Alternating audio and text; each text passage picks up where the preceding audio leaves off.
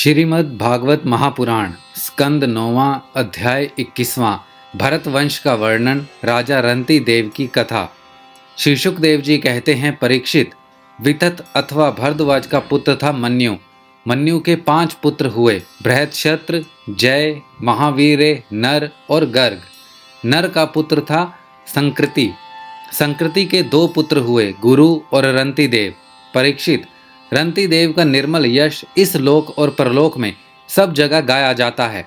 रंती देव आकाश के समान बिना उद्योग के ही दैव वश प्राप्त वस्तु का उपभोग करते और दिनों दिन उनकी पूंजी घटती जाती।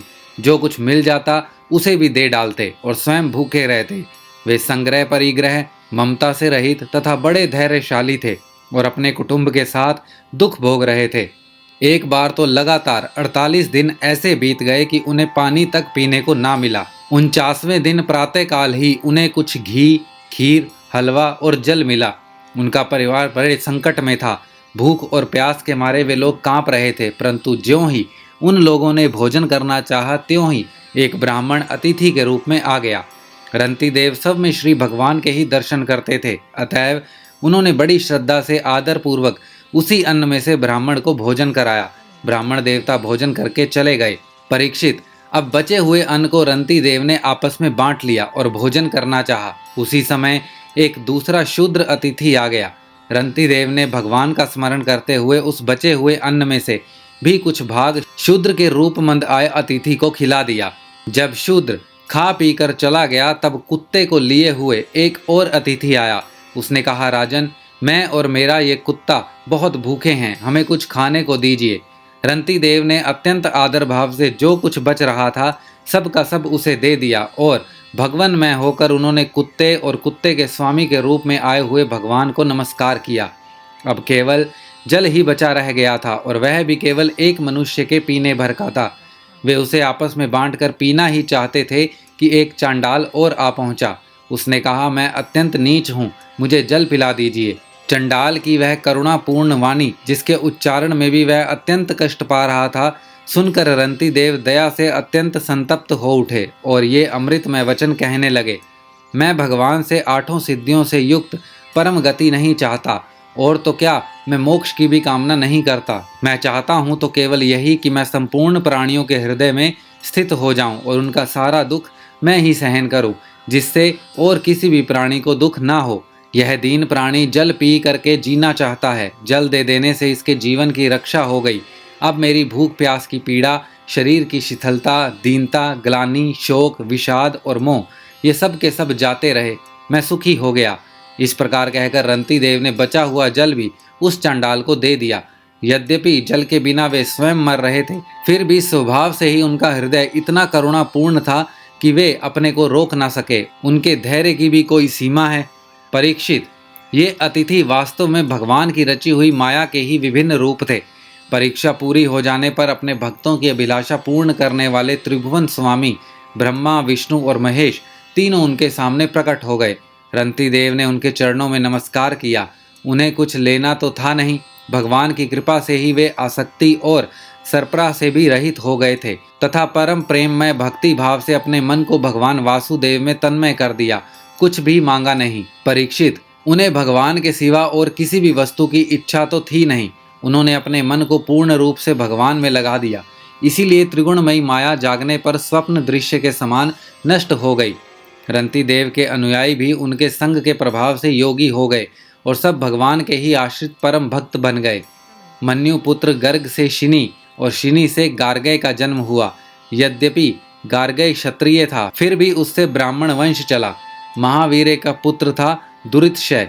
दुरितशय के 3 पुत्र हुए, त्रययारुणी, कवि, पुष्करारुणी। ये तीनों ब्राह्मण हो गए। बृहत्क्षत्र का पुत्र हुआ हस्ती। उसी ने हस्तिनापुर बसाया था। हस्ती के 3 पुत्र थे, अजमीड, द्विमीड और पुरुमीड। अजमीड के पुत्र में प्रियमेद आदि ब्राह्मण हुए।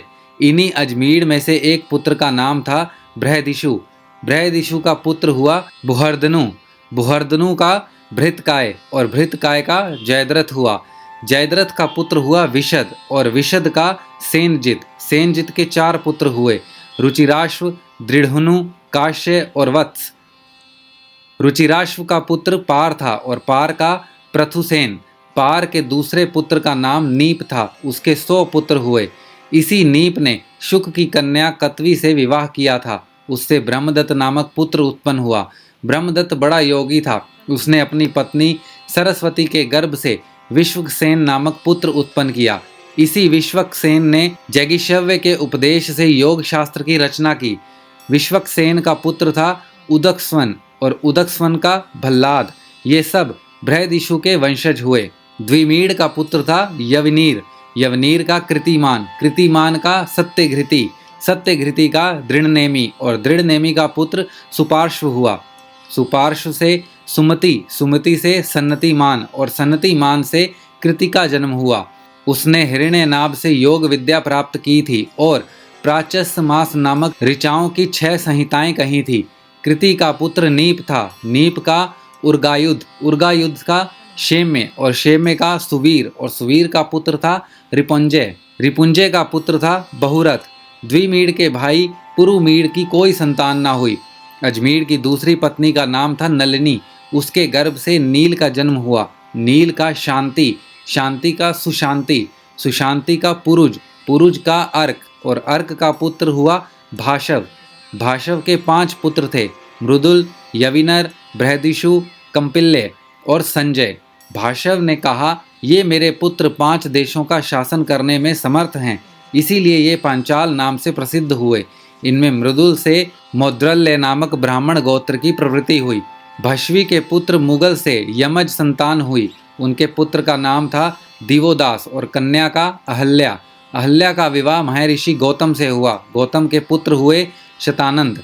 शतानंद का पुत्र सत्यघृति था, वह धनुर्विद्या में अत्यंत निपुण था। सत्यघृति के पुत्र का नाम था शर्द्वान। एक दिन उर्वशी को देखने से शर्द्वान का वीर्य झाड़ पर गिर पड़ा।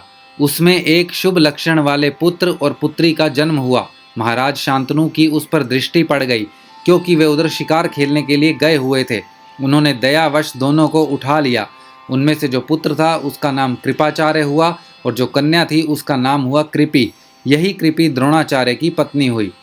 श्रीमद् भागवत महापुराण स्कंद 9वां अध्याय 21वां समाप्त।